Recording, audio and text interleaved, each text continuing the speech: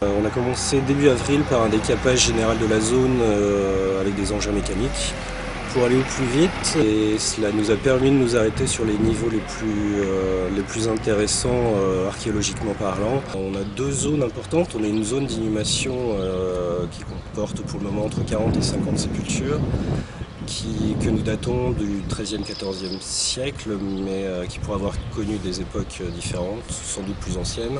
On savait qu'il y avait une maladrerie, on l'avait dans les textes, mais on n'avait pas sa position géographique exacte.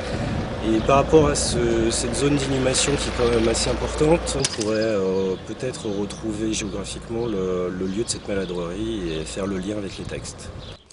Et juste en dessous, on a une zone qui comprend 4 à 5 fours à chaud, donc pour la fabrication du mortier.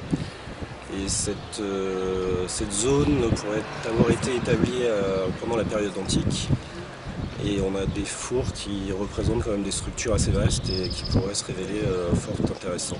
Ici, on serait plutôt sur une zone artisanale, donc qui ne concernerait pas des habitations au sens propre du terme.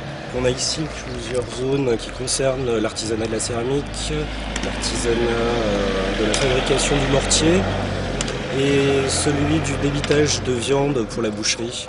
Donc des zones qui sont en général reléguées aux portes de la ville, un peu à l'extérieur, pour ne pas incommoder trop les populations vivant à l'intérieur.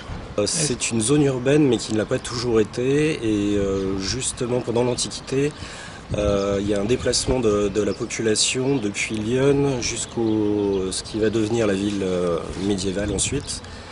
Et donc on avait un hiatus concernant l'époque de transition entre les deux. Et donc il se pourrait ici qu'on soit sur une des phases d'occupation transitoire de la vie à l'époque gallo-romaine.